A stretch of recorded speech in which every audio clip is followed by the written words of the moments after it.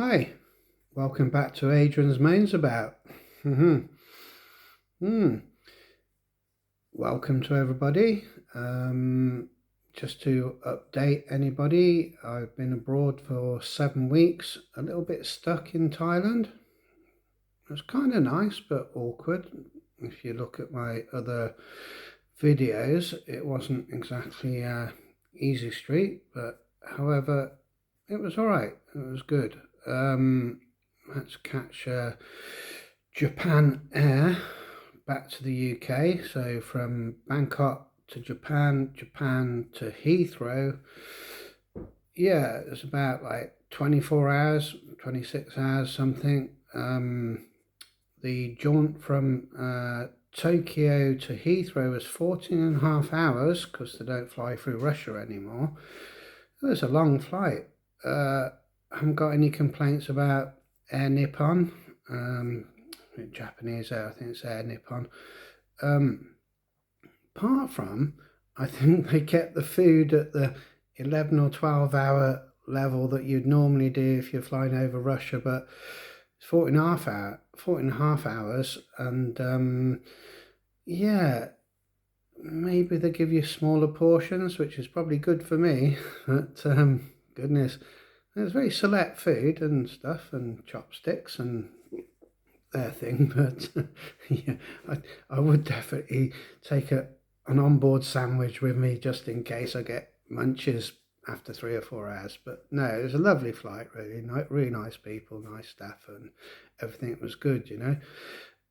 Also including landed in Heathrow because I originated in Birmingham Airport, so I had to go back up to Warwick, where I live, and yeah, Heathrow, I don't know. Landed in Terminal 2.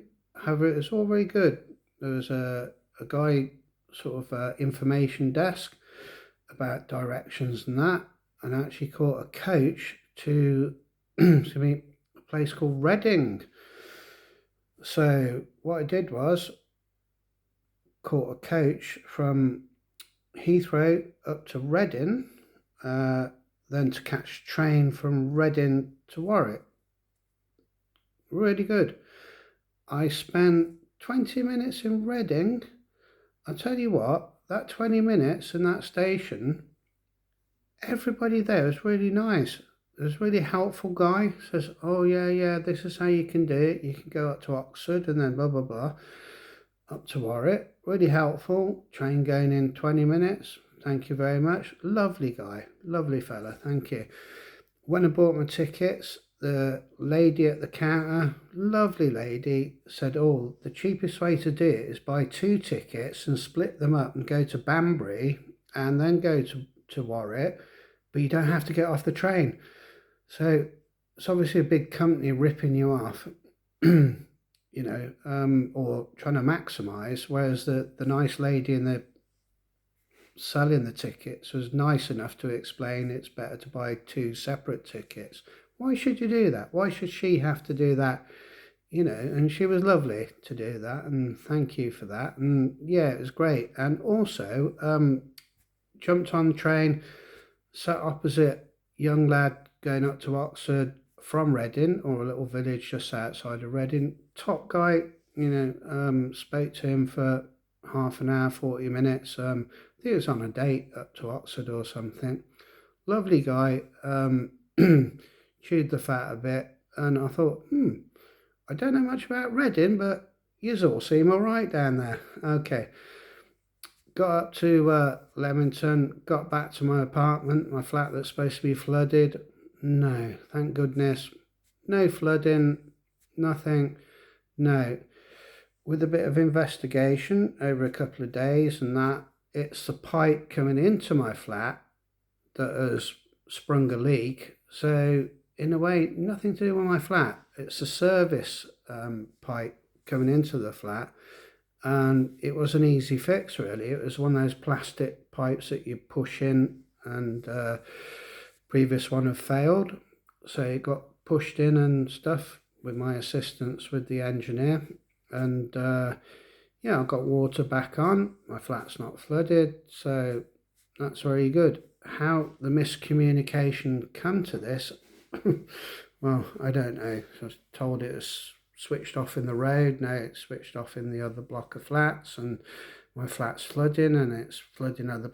No, misinformation. So bit of top engineering between the guy that came out and myself. We just put a plastic joint on the outside, and it was sorted, wasn't it? There you go. Came back to a raft of bills. Like you say, I've been away for 7 weeks, and everyone goes on holiday and comes back to a raft of bills, don't they? Oh my goodness. It took me a day to steel myself to open them up. Everything has gone up, hasn't it? You know that, we know that, but my God, first bill was Severn Trent. Their bill for their standing charge for the water was very high.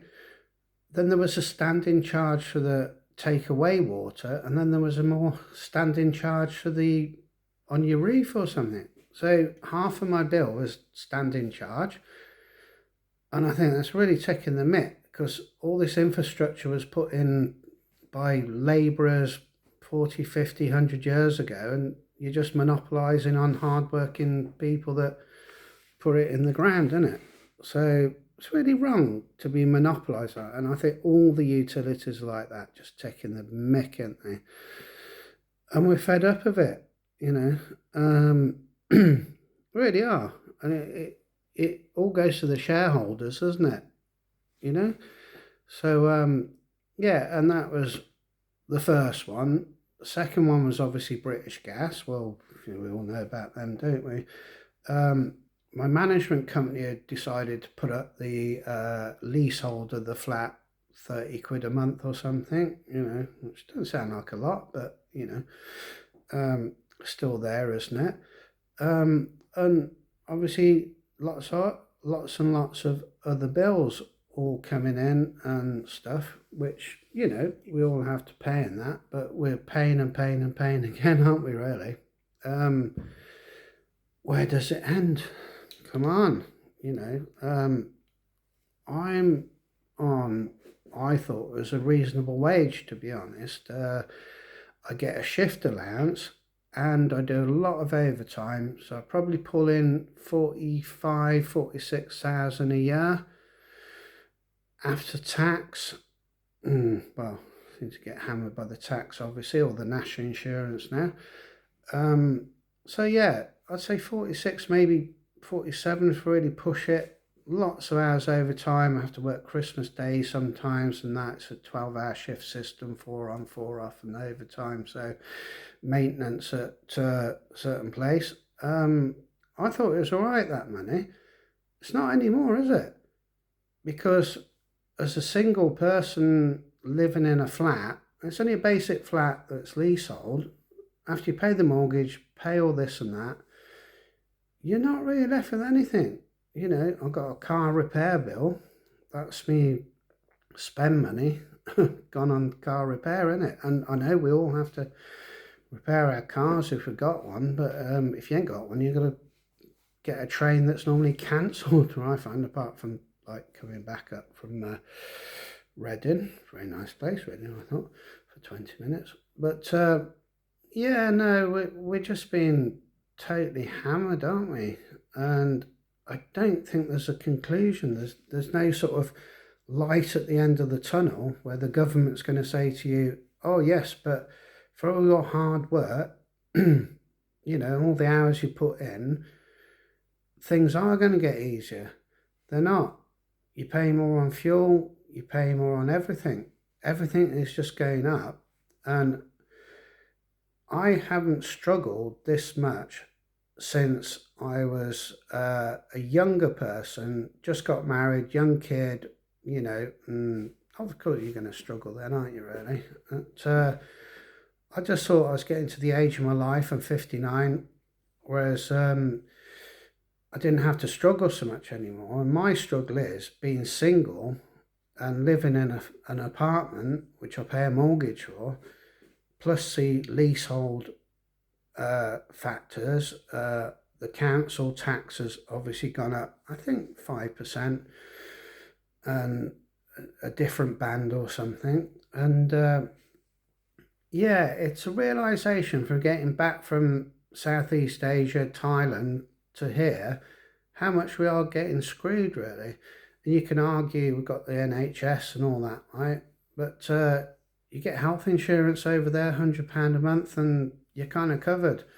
I think. I don't know. I've not looked into it, but I pay about £400 a month NI national insurance here, and just seems too much now, doesn't it? You know, and I'm pulling on that. I have to take tablets of high blood pressure. I have to take tablets of thyroxine, and a couple of other things I think escape me. But you know, I'm leaning on it now, and it's just awkward, like, you know, to get appointments and that. And I think we're all finding that. Does anybody know what the conclusion is apart from move?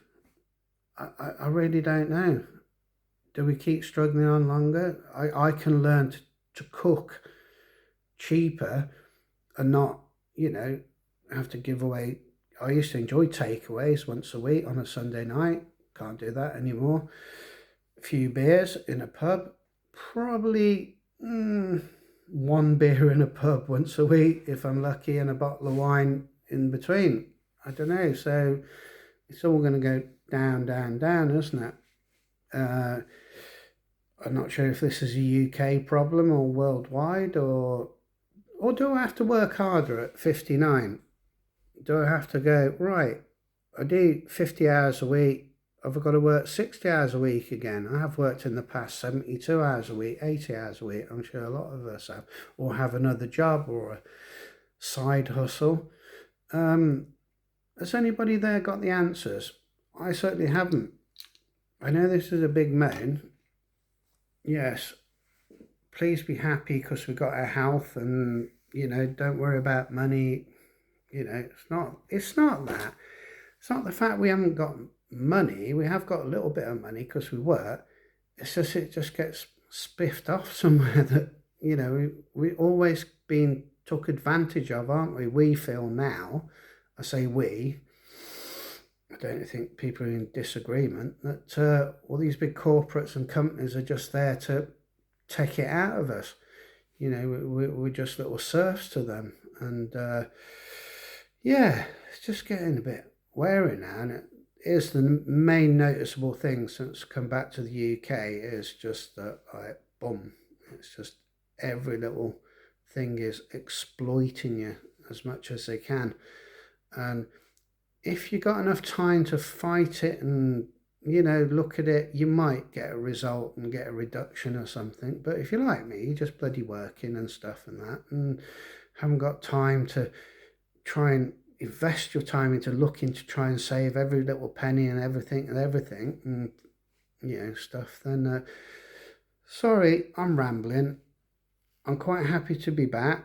Thank you to Nippon Air via Qatar Airways, because they had 10 days to get me back, and took another 10 days. So I'm back, but yes, I'm just noticing yeah, a lot of negatives, you know, and I'm trying to keep positive, you know, as we all are. But flip, are there any conclusions?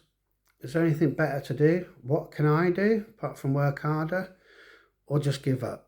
I don't know. Please, sort of, what do you do, really? You know, take to the streets. Rioting doesn't work. I wouldn't encourage that. Protest. Who are you protesting against? I really don't know. Am I too middle ground? Am I too easygoing? Am I too moany? Yeah, I'm too moany. Anyway, good to see you all. Thank you for looking at my channel. And yeah, I suppose after a bit of sleep and get more positive, I'll be alright. No worries. I hope you're alright as well. Catch you soon. Bye.